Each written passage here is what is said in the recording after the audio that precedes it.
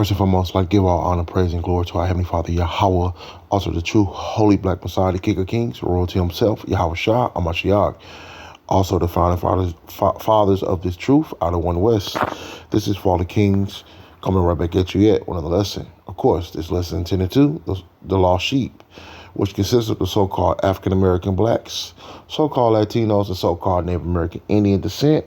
You represent the 12 tribes of the nation of Israel, lost but now found, according to biblical records and biblical prophecy. To you I say shalom, and peace and blessings be unto you. And also the Israelite foreigners that look like the other nation as well, because you're going to have Israelites that scattered abroad every land that's going to look like the other nations and even going to speak their languages. The great multitude. And we were scattered everywhere, according to the book of James 1:1, to the 12 tribes that are scattered abroad. Greetings. I'm going to read this article, and before I read this article, I want to get the title of this lesson. I'm going to make this lesson fairly short. America has done nothing for us. And I'm talking about the so-called blacks, Latinos, and Native American Indians as a whole, not not selectively. Like you got a lot of sellouts, people who took the bag, like all these people that's part of the elites. We're not talking about them. I'm talking about collectively, not selectively, but collectively as a nation of people. I don't even think we even got 100 black billionaires. I don't think,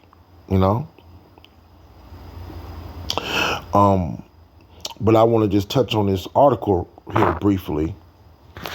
Wait 1 second. Get a couple of scriptures on this real quick.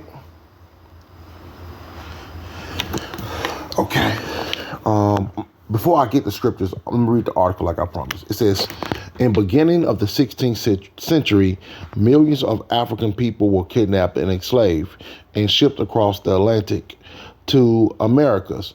And I'm going over this article because what's coming up, this wicked pagan holiday, which is a demonic holiday, 4th of July, which America did nothing for us. And we were still enslaved during the time of 4th of July. All you got to do is listen. Look it up and listen, because we was in our captivity.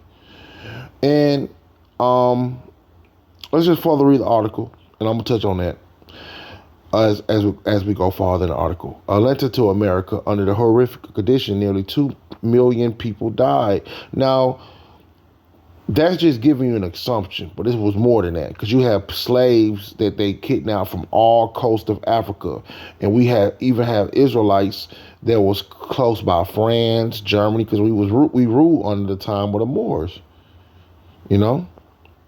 Nearly 2 million people died at the sea during the agonizing journey. Over 2 centuries, the enslavement of black people in the United States created wealth, opportunity, prosperity for millions of America, meaning the so-called white man, which is Esau, Edom. And in the book of Revelations, it tells you that, and I'm gonna get there in a little bit, how the nation waxed rich. Slavery was big business. So there should be no so-called black man, so-called Latino man, so-called Native American Indian man. No one of Israelite descent of the 12 tribes should be that are scattered. This should be celebrating 4th of July.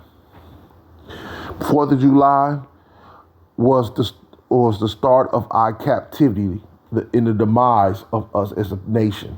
So if you celebrating the 4th of July, you are celebrating your captivity. Let's get farther in this article. It says, as American slavery evolved and elaborate and enduring mythology about the inferiority of black people were created to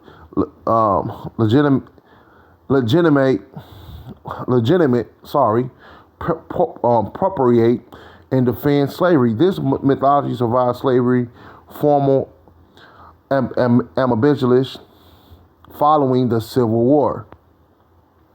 So they're saying that black people was created legitimate, meaning that that's when they decided to try to give us some type of rights after the Civil War, with preparation and defend slavery. So you have people that's also to defend slavery.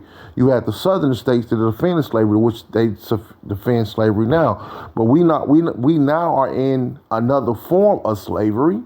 We are not free, which is called debt slavery. Let me get my Bible here. If I can find my Bible, give me 1 second. I want to get a couple of scriptures on that real quick. If not, I'm just going to read off the top of my head. Just try to touch on a couple of scriptures off the top of my head if I can.